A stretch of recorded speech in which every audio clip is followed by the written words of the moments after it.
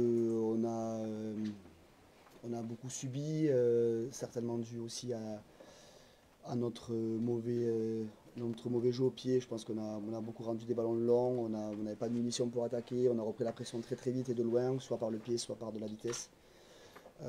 Sur le territoire, je pense qu'on n'a pas été efficace.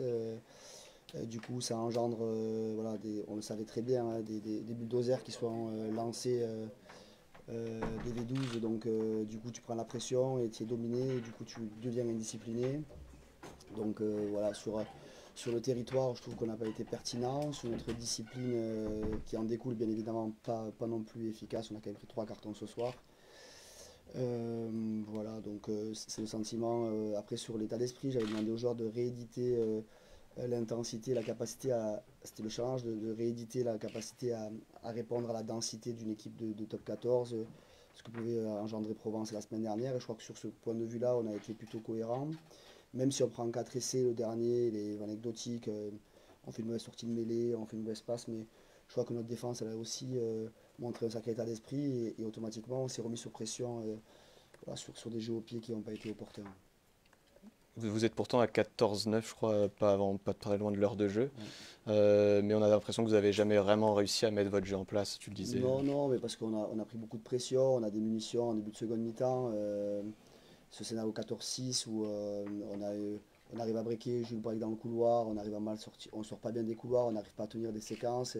Je ne suis pas convaincu qu'on soit rentré beaucoup dans leurs derniers 10 mètres. Donc ça prouve aussi le fait on n'ait pas eu la munition pour remporter le match, ce qui est tout évident bien évidemment. On n'était pas en posture ce soir de gagner le match. À un moment donné, on est quand même en posture d'aller chercher un bonus défensif à 21-9.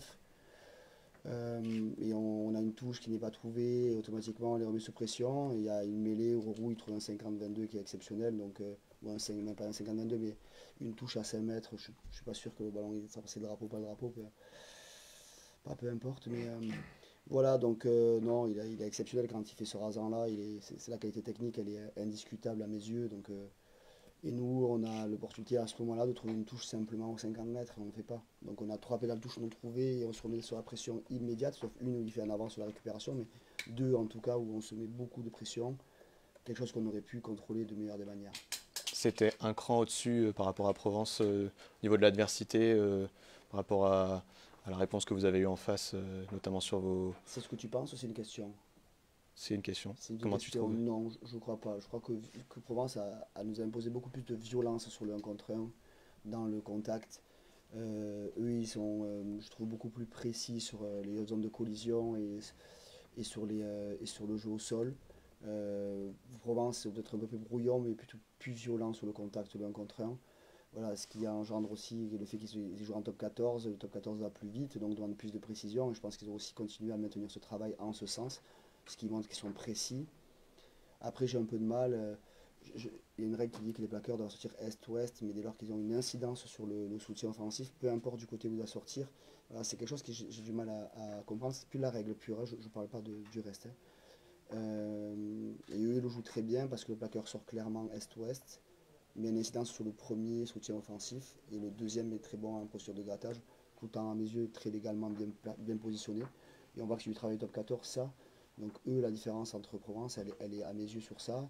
Et ils ont des ballons, ils ont des clean bonnes, des ballons qui vont très vite.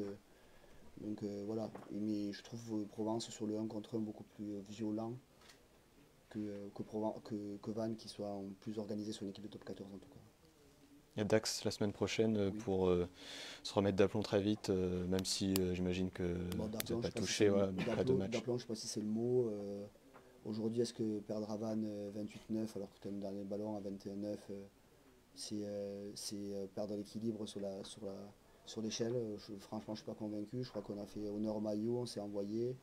Bon, on n'a pas été efficace avec la possession, évidemment, il n'y a pas de débat.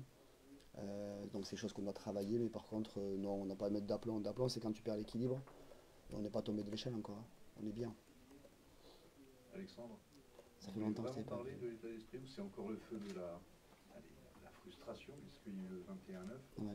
Vous avez dit en France, vous voulez qu'on parle de l'état d'esprit du public, formidable public 21. Allez-y, j'attendrai vos questions. Mais vas-y, je t'en prie. Vous voulez vraiment en parler? Qu'est-ce que vous avez reproché au public 22? Je trouve que mettre des broncas sur des broncas, quand nos buteurs ont entendu le pénalité, sont contre la décision de l'arbitre. Et j'avais entendu, vu des reportages, en tout cas de Canal+, qui disaient qu'il y avait un silence de cathédrale. Et c'est pas tout le temps, en fait. C'est quand Van but ou c'est quand c'est tout le temps. Parce que les joueurs d'Angoulême, ils sont pour rien sur la décision de l'arbitre. S'ils contestent la décision de l'arbitre, respectons le buteur comme ils font des magnifiques reportages. Donc il faut aller au bout du schéma dès lors qu'on on estime dégager une certaine valeur à ce sujet, allons-y au bout du schéma. Et nous n'arrêtons pas seulement quand l'arbitre pose une décision et qu'on est contre la décision, ben, reprocher au buteur qui va buter que l'arbitre a tort, ben, en fait on se trompe de cible. D'autres questions? En première mi-temps, oui. Les 2 premières pénalités, ils n'ont pas été sifflés. Si je me souviens Elles bien. n'ont pas été sifflées. Oui, mais... Les supporters ne l'ont pas sifflé. Et donc ce n'est pas en... donc du coup, c'est un pourcentage qu'il faut compter? Non, mais faut bien analyser. Faut bien analyser quoi? Que c'est à un moment donné où il y a la pression sur l'arbitrage. Les joueurs, ils sont pourquoi d'Angoulême? Non, mais je suis d'accord sur ça. Donc on n'a rien à analyser. Le buteur, quand il bute, il n'a pas à analyser si c'est la pression d'Angoulême ou pas, ou de l'arbitre. Le buteur, quand on dit qu'on est respecté les arbitres, les buteurs, on va au bout de la pensée. Donc ou une fois ou 10 fois, peu importe. Si je joue dans la rue, je tire sur quelqu'un une fois ou 10, j'irai quand même en prison. On est d'accord avec ça? D'autres questions? Retour, vous demanderez à votre public pour montrer l'exemple peut-être de pas siffler. Moi, vous savez, la différence c'est qu'on n'a pas fait de reportage Canal+, monsieur. Vous êtes? Je suis journaliste. D'accord, ok. Donc moi je suis pas contre le fait qu'on véhicule ce message-là, sauf que les joueurs d'Angoulême, vous êtes d'accord, et vous en conviendrez qu'ils sont pour rien. C'est la seule chose que je reproche. Qu'on conteste à la fin, que le public à la fin râle et tout. Je ne suis pas allé au bout de ça, hein, même si j'en pense pas moins. En soi, par contre, je vous réponds juste que dès lors qu'on véhicule ce message-là, Manuel Sobus ou Corentin Guénat, ils sont carrément pour rien à ce moment-là si on est contre la décision. Vous le partagez ou pas, monsieur? Si vous le partagez, on est tous d'accord. Alors, c'est juste ça ce que je reproche. C'est juste ça qui m'a déçu. Voilà, c'est la seule chose. Donc, quand je le ressens, je m'exprime.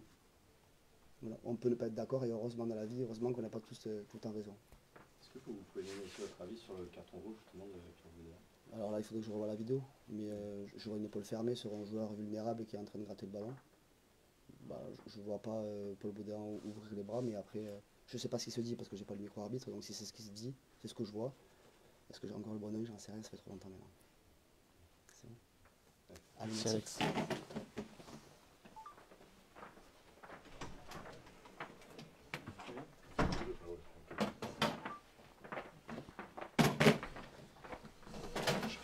Bonjour. Bonsoir. Salut.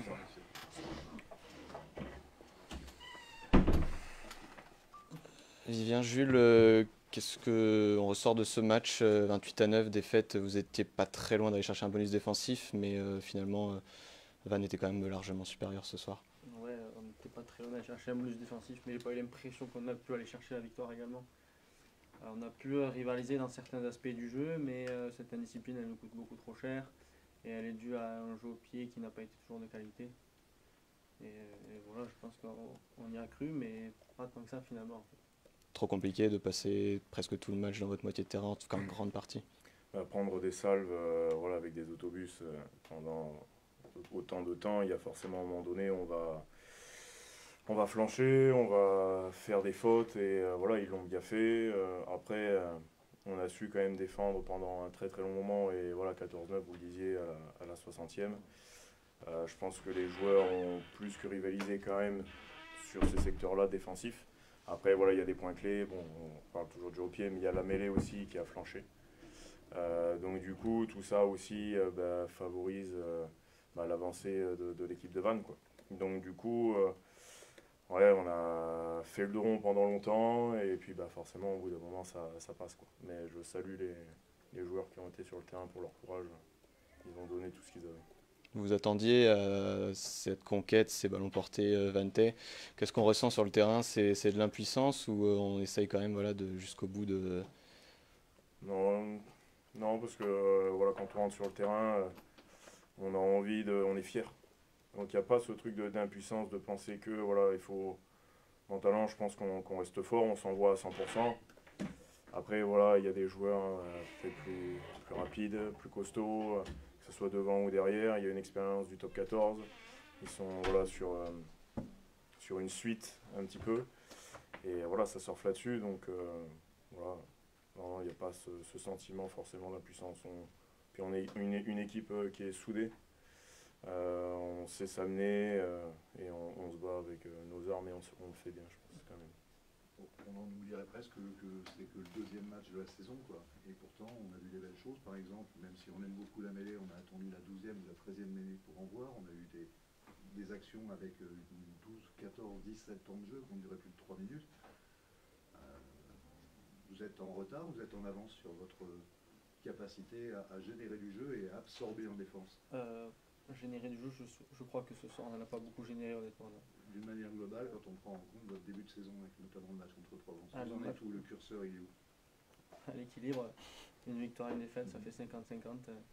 Le match de Dax sera déterminant pour savoir de quel côté on penche. Je pense que le début de saison, le début de saison il est super intéressant sur l'intensité qu'on met dans le combat. Aujourd'hui, ce qui nous a peut-être surpris, c'est cette humidité qui est très vite arrivée très tôt sur le stade et peut-être qu'elle n'a pas permis de mettre en place un jeu. Le jeu au sol également, les règles, je crois qu'il y a des points de détail où on n'a pas été assez exigeant. Et voilà, la semaine prochaine, il faudra regommer tout ça pour aller du bon côté de l'échelle.